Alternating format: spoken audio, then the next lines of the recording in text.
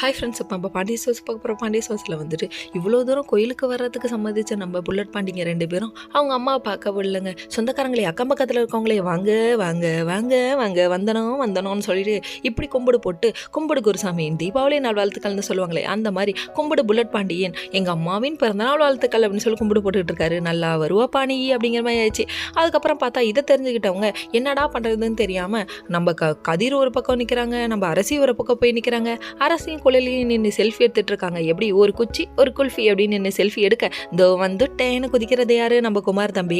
நானும் வரலாமான்னு சொல்லி கேட்க, நீ இதுக்கிட்ட வரணும், உங்க திட்டி விட்டு அனுப்பிவிடலான்னு சொல்லிட்டு பார்த்தா குழலியை பாட்டி கூப்பிட்டுட்டாங்க. அதுக்கப்புறம் நீ நானும் சேர்ந்து எடுத்துப்போமான்னு சொல்லி கேட்டுக்கிட்டே இருக்கும்போது சரவணன் என்றீங்க. நம்ம 3 பேரும் சேர்ந்து எடுப்போமா? டே காட்டு பூஜி, உன் கூடலாம் யாரா எடுப்பாங்கிற மாதிரி ரியாக்ஷன் வந்துருச்சு. இவன் வேற என் காதலில் கரடி மாதிரி குறுக்க வந்துட்டு இருக்கான், ரியாக்ஷன் வேற மாதிரி இருக்கு நம்ம குமாருக்கு. அதுக்கப்புறம் வந்துட்டு விரட்டி விட்டுட்டு இங்கே வராங்க. நம்ம கதிர் தம்பி ஒரு பக்கம் வராங்க.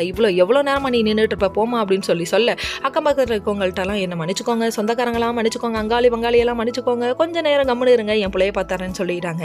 அதுக்கப்புறம் இவங்க பாசமலையில் நினைய தயாரான்னு சொல்லிட்டு 2 பேரும் கட்டுப்பிடிக்க மாறி மாறி பாசமலையை பொழிய மொத்த குடும்பமும் வர.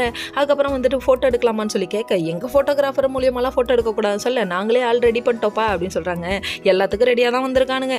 அதுக்கப்புறம் பார்த்தா கையில் வளையல்லாம் போட்டு விட்றாங்க. இந்த வளையலுக்கு இவ்வளோ பெரிய ஃபிலிமா அப்படின்னு சொல்லி கழுவி ஊற்றுறாங்க. ஒன்றும் இல்லாமல் வந்திருந்தா அவ்வளோதான் போல்.